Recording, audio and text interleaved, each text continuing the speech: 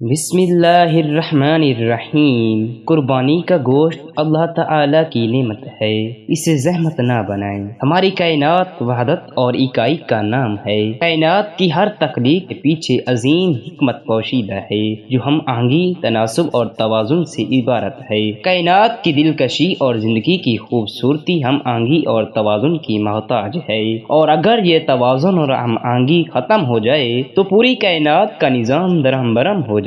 خدائے وحد کا فرمان ہے، نہ سورج کے بس میں ہے کہ وہ چاند کو جا پکڑے، اور نہ رات دن پر سکت لے جا سکتی ہے۔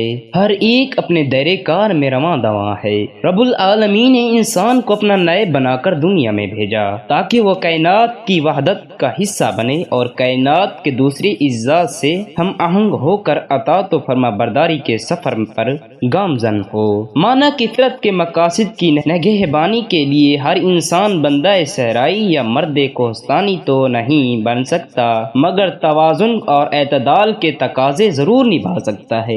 اللہ تعالیٰ نے بے شمار نعمتیں دنیا میں اتاری اور انسان کو ان نعمتوں سے مستفید ہونے کا حق دیا، لیکن اس طرح کہ اس کے رویوں میں توازن اور اعتدال بھی موجود ہے۔ اس لیے اللہ تعالیٰ نے اپنی آخری الہامی کتاب میں ارشاد فرمایا، اے بنی آدم، ہر عبادت کے موقع پر اپنی زینت سے آراستہ رہو اور کھاؤ پیو اور حد سے تجاوز نہ کرو کہ اللہ تعالی حد سے بڑھنے والوں کو پسند نہیں کرتا۔ بحیثیت مسلمان ہمیں ہمیشہ حدود کا خیال رکھنا چاہیے۔ بطور خاص تہواروں اور تقریبات کے موقع پر ہمارے رویوں سے توازن اور اعتدال کا اظہار لازماً ہونا چاہیے۔ عید الاضحیٰ کے موقع پر ایک طرف سنت ابراہیمی کے مطابق ہمیں قربانی کا اہم فریضہ سر انجام دینا ہوتا ہے، تو دوسری طرف قربانی کے گوشت کے ذائقے دار پکوانوں کا بھی بھرپور لطف اٹھانا ہوتا ہے۔ بچے اور بڑے پورا سال بے چینی سے ان پکوانوں کا انتظار کرتے ہیں۔ یہ پکوان ہماری تہذیبی روایات کا حصہ اور لذت کام و دہن کا ذریعہ ہیں۔ زبان کے چٹکارے کی اہمیت اپنی جگہ، مگر اہم تر بات یہ ہے کہ اعتدال کا دامن ہاتھ سے نہیں چھوٹنا چاہیے کہ گوشت کا زائد استعمال ہمیں بیمار بھی کر سکتا ہے۔ عید الاضحیٰ کے موقع پر گھروں میں تازہ اور صحت بخش گوشت وافر مقدار میں میسر ہوتا ہے، تو اس گوشت کی اہمیت اور اس کے مختلف اجزاء سے متعلق عوام الناس کو معلومات بھی حاصل ہونی چاہیے۔ اس ضمن میں سب سے پہلے تو شرعی طور پر قربانی کے جانوروں کا تعین کر دیا گیا ہے۔ ان جانوروں میں اونٹ، بیل، گائے، بھینس، دمبا، بکرا، بھیڑ اور مینڈا شامل ہیں۔ ان جانوروں کے علاوہ کسی اور جانور کی قربانی جائز نہیں۔ کئی جانور ایسی ہیں جو حلال ہیں مگر قربانی کے لیے استعمال نہیں کیے جا سکتے۔ ایسی حلال جانوروں میں ہرن وغیرہ شامل ہیں۔ قربانی کے جانوروں کا گوشت اپنی نوعیت کے اعتبار سے سرخ گوشت کہلاتا ہے، جبکہ مچھلی، مرغی اور دیگر پرندوں کے گوشت کو سفید گوشت قرار دیا گیا ہے۔ بنیادی طور پر ہماری غذا میں 6 اہم اجزاء شامل ہوتے ہیں: نشاستہ یا کاربوہائیڈریٹس، لحمیات، پروٹین، چربی، نمکیات، وٹامن اور پانی۔ یہ تمام اجزاء ہماری زندگی کے لیے اہم ہیں کہ جسم کی مشینری کو اپنے افعال انجام دینے کے لیے ان کی ضروریت ہوتی ہے۔ خوش قسمتی سے یہ تمام اجزاء کسی نہ کسی درجے میں گوشت میں پائے جاتے ہیں۔ یوں گوشت استعمال کرنے کے نتیجے میں یہ تمام اہم غذائی اجزاء ہمارے جسم کو فراہم ہو جاتی ہیں۔ بلا شبہ گوشت بہت اچھی غذا ہے، مگر اس کے استعمال میں اعتدال سے کام لینا چاہیے۔ اس ضمن میں ماہرین غذائیہ نے یہ واضح کر دیا کہ ایک دن میں کھائے جانے والے پورے ہفتے میں یہ مقدار آدھا کلو گرام سے زیادہ نہیں ہونی چاہیے۔ عالمی ادارہ صحت کا کہنا ہے کہ ہفتے میں صرف 2 بار سرخ گوشت استعمال کیا جائے، تاہم یومیہ بنیادوں پر گوشت استعمال کرنے کی صورت میں ہفتے بھر کی مجموعی مقدار 500 گرام یا آدھا کلو ہونی چاہیے۔ عید الاضحیٰ کے تینوں ایام میں اگر ایک فرد 250 گرام گوشت پورے دن میں استعمال کرتا ہے تو اس مقدار کو وقتی طور پر قابل قبول کہا جا سکتا ہے۔ اتنا گوشت کبھی نہیں استعمال کرنا چاہیے کہ ہمارے لحم کی کیفیت طاری ہو جائے اور انسان عقل و خرد سے بیگانہ ہی ہو جائے۔ اب یہاں سوال سامنے آتا ہے کہ قربانی کا گوشت کیسے اور کب استعمال کیا جائے، تو اس حوالے سے ذہن میں کچھ اہم نکات درج کیے جاتے ہیں جن کا خیال رکھنا ہر فرد کے لیے فائدہ مند ہے۔ قربانی کے فوری بعد گوشت استعمال کرنا مناسب نہیں۔ کم از کم 3 سے 4 گھنٹے گوشت کھلی فضا میں ڈھک کر رکھنا بہتر ہوگا۔ گوشت اچھی طرح دھو لیا جائے تاکہ خون صاف ہو جائے۔ گوشت چاہے جس شکل میں بھی کھایا جائے، مرچ مسالہ تیز نہ ہو۔ تکے کباب ضرور کھائیں مگر اعتدال کے ساتھ۔ گوشت کے ساتھ سلاد، لیموں اور دہی کا استعمال ضرور کریں۔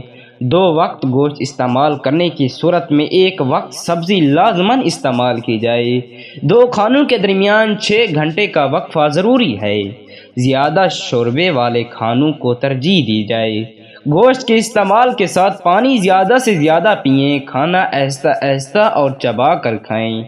گوشت کے پکوان کھانے کے بعد دن بھر آرام نہ کریں بلکہ ہلکی پھلکی ورزش کا سلسلہ جاری رکھیں۔ قربانی کا گوشت اللہ تعالیٰ کی نعمت ہے، اسے زحمت نہ بنائیں۔ بعض افراد یہ استفسار بھی کرتی ہیں کہ گوشت کے ساتھ مشروبات کا استعمال ٹھیک ہے یا نہیں، تو حقیقت یہ ہے کہ کاربولک اور تیزابی مشروبات کے استعمال سے اجتناب برتنا ہی بہتر ہے۔ کولڈ ڈرنکس کسی بھی طرح ہماری صحت کے لیے مفید نہیں، ان کی بجائے لیموں پانی اور تازہ پھلوں کا جوسز پیا جائے۔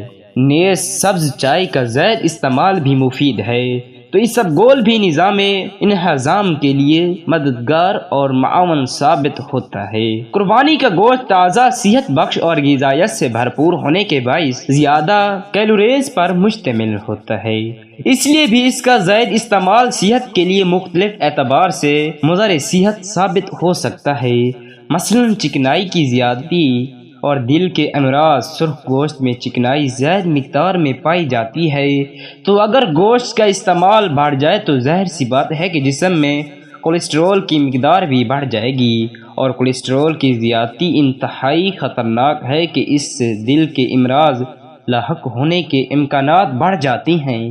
پھر زاہد عمر والوں کو تو خصوصی احتیاط برتنی چاہیے۔ چکنائی کی مقدار بڑھنے سے خون کی نالیوں میں تنگی ہو سکتی ہے اور دل کا دورہ بھی پڑ سکتا ہے۔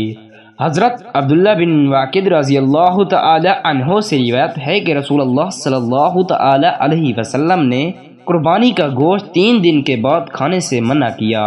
سیدنا عبداللہ بن ابو بکر رضی اللہ تعالی عنہ نے کہا، میں نے یہ عمرہ سے بیان کیا۔